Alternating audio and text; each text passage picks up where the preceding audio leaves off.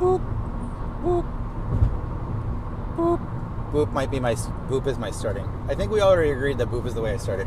Oh no, I figured out how to set this up while I'm driving.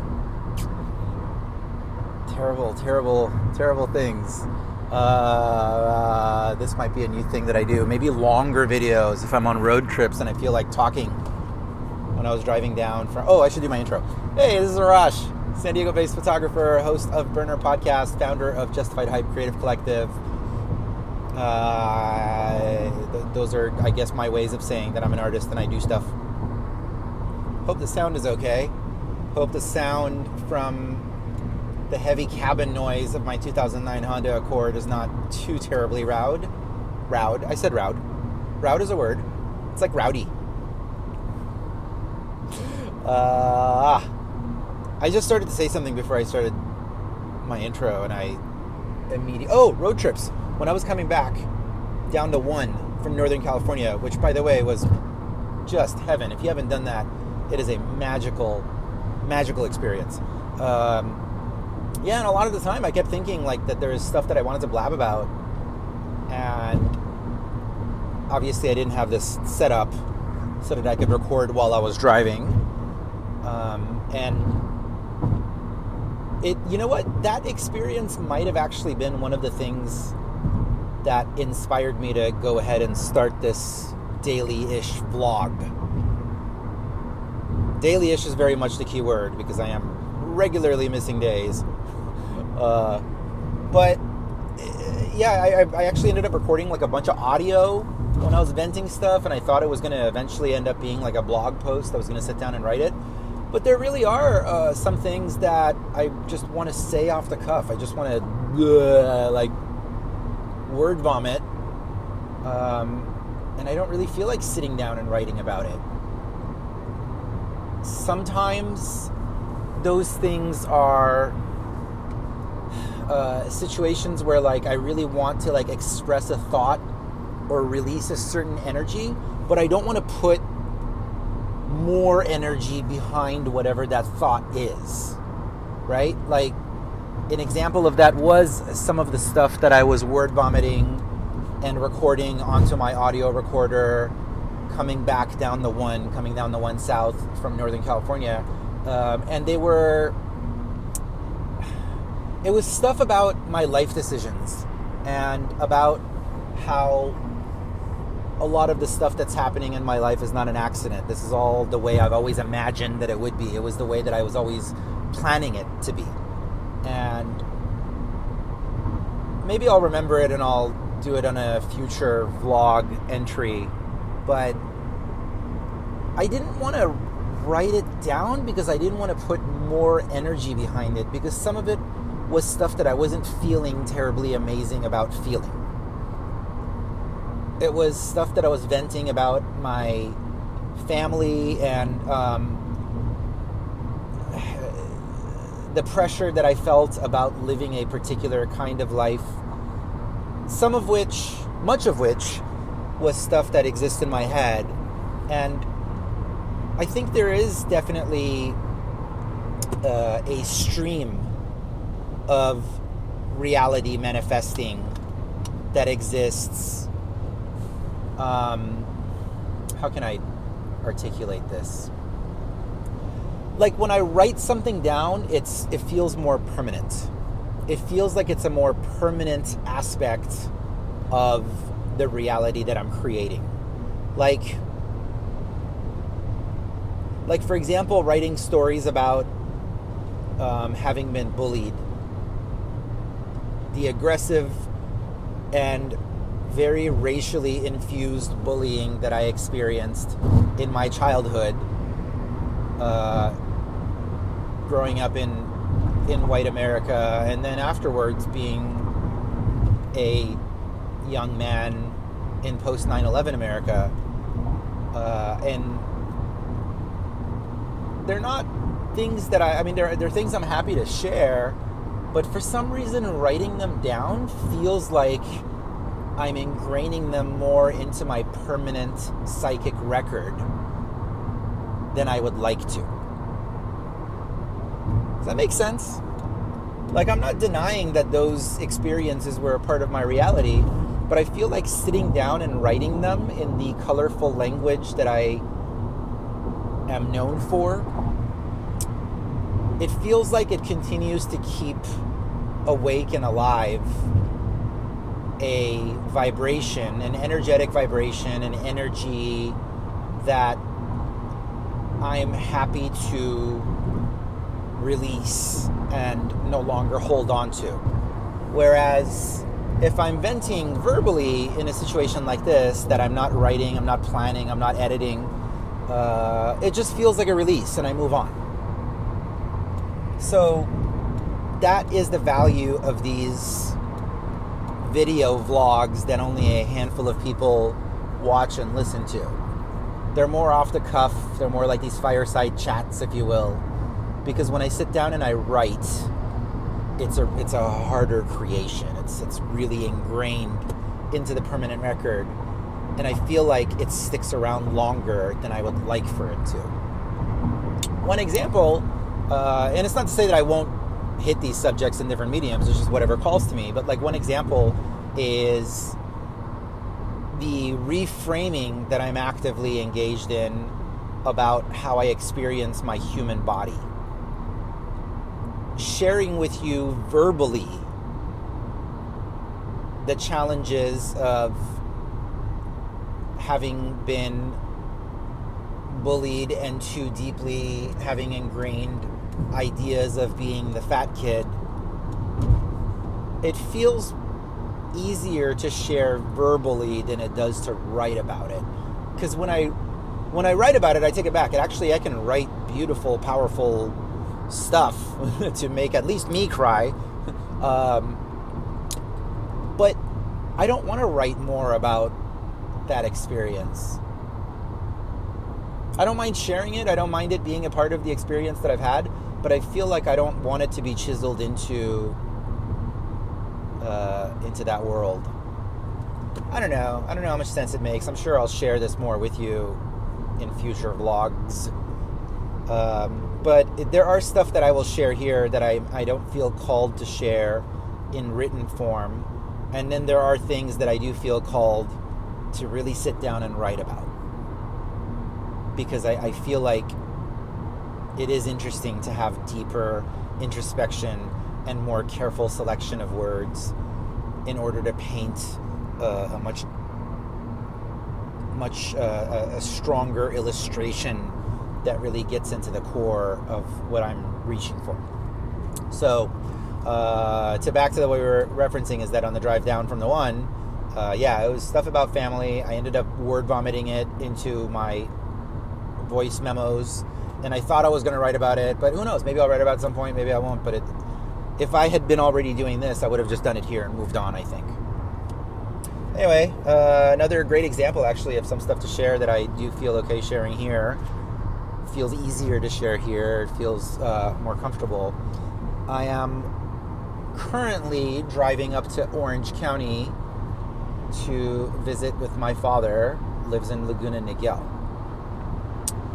Next week, I'm heading out on a road trip with my dear friend Kristen, and we were originally going to be heading out to Yosemite, but half of California is on fire. And the following week, I have multiple photo shoots for which I'm traveling. I'll be in San Luis Obispo, shooting for I think the county of San Luis Obispo. And then I'm shooting for the city of Palmdale. We had to cancel that today. I was supposed to be in Palmdale. We had to cancel it due to the fires. And the stuff that I'm shooting is like marketing, photography, tourism stuff. So blue skies are kind of important. So had the day off. Next week I'm heading out on this road trip, and I decided day off. I ended up getting a bunch of work done today on the laptop and uploading some photos and stuff that I needed to upload. And I decided that tonight would be a good opportunity to drive up and see my dad.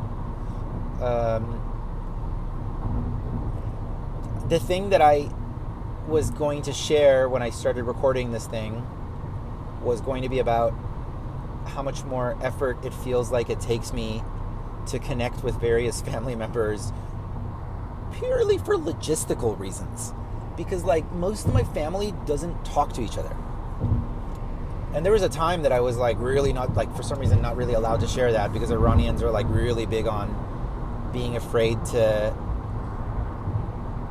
of gossip and, like, not airing your dirty laundry. But, like, I don't give a fuck anymore. A lot of my family doesn't talk to each other. My parents are divorced. My dad and my brother, I've lost track. I don't think they're talking to each other right now. They were the other week.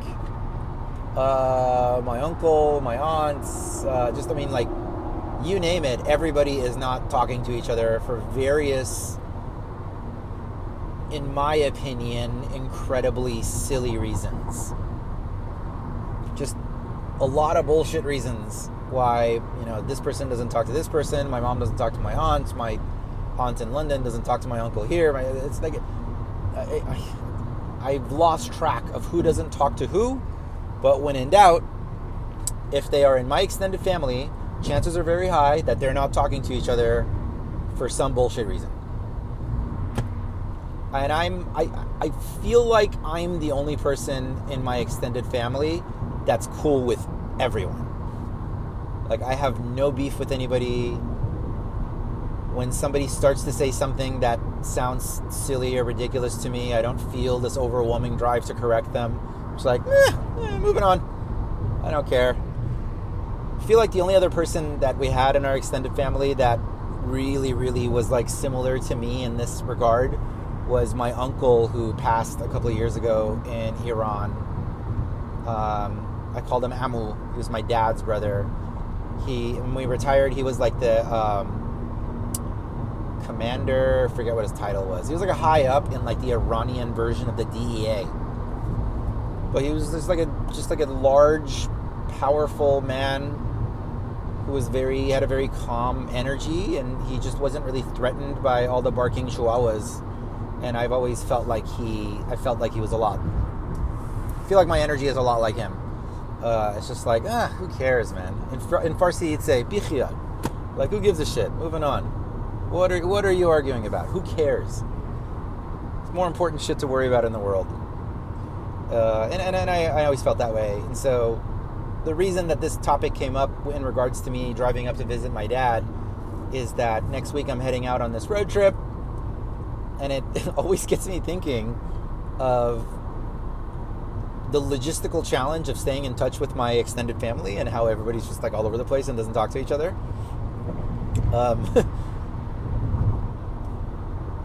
It always makes me think of my first very stereotypical post-college Euro trip, where one of my travel mates, Ryan, the Thursday before we left, his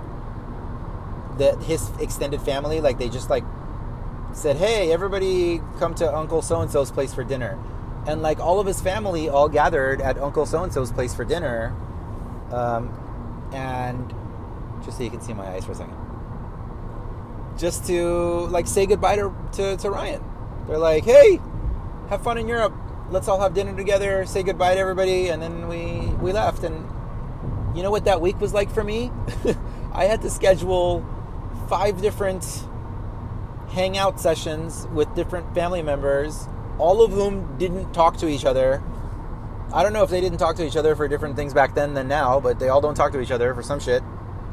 And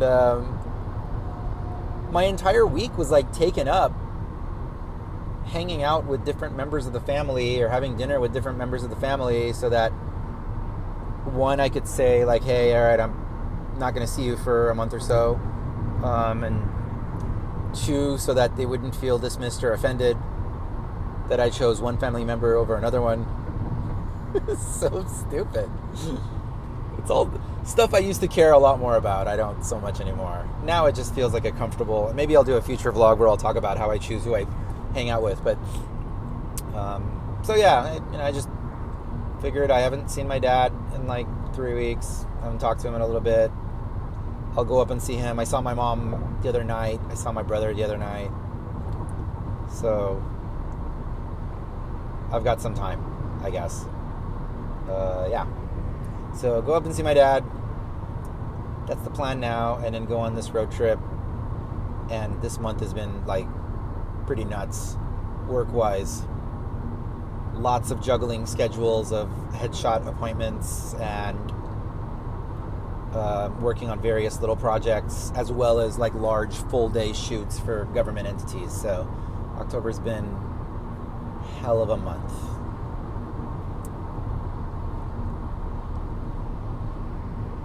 I'm very often the diplomat that friends will pull in to put out fires and to get opinions and input from on how they should deal with a fire. And I have been wondering a lot lately if that is a result of me having grown up with a family that has a lot of chaos and conflict. So I'm really like good at dealing with diplomacy and chaos and conflict. Or if because I grew up in chaos and conflict, I am attracted to situations where people don't talk and get along. Chicken or the egg, right? Which is it? A little of both? A little from column A, a little from column B. But I have resolved in the past few months especially, like it's really landed with me. And I kept finding myself in situations where I have friends that don't get along, or they're warring with each other or quarreling with each other. And I have lots and lots of friends, and I am pretty much good with everybody. And it's incredibly rare for me to quarrel with someone.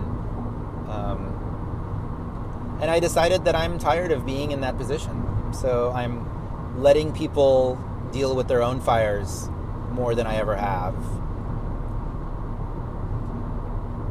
I give really good fucking advice is the thing. And I wonder if part of it is that I am in one shape or another, sorry for the woo-woo language here, like maybe I'm manifesting the challenges and difficulties between friends so that I can continue to feel attached to that ego-driven idea about myself. Hey Arash, you're really good at putting out fires. You're so diplomatic. You're so awesome. Like, is that a thing that I'm continuing to create in my life so that I can continue to feel, so I can stroke my own ego about being so good at putting out fires and being an amazing diplomat? I pay attention to that. I don't know. I don't really feel like I want to be in that situation more than I already have been. I'd kind of like for more people to just like fucking get along. Said the guy recording a vlog in 2020 where everybody's battling about everything. But it also could be my calling. I do enjoy being a unifier. It gives me a legitimate high. I don't feel like I need to be rewarded for it. It just legitimately makes me feel nice to bring people together. And I do that through various forms of art and podcasting and founding a creative collective and doing photo shoots and yada, yada, yada, yada. And I guess that's a topic we'll continue to talk more about. It has been 19 minutes. This is the longest vlog I've ever done. I'm going to call it now. I love you all. Thank you for tuning in. That might be my sign off. I do love you all. I'll just say I love you all and I appreciate you tuning in. Because by the way, even when there's only like 7 of you and then like 3 of you message me that they really appreciated something that I said, 100% made all of this worth it, the process of recording and uploading and yada yada. Love you all. See you in the next vlog. Booping out of here. Boop.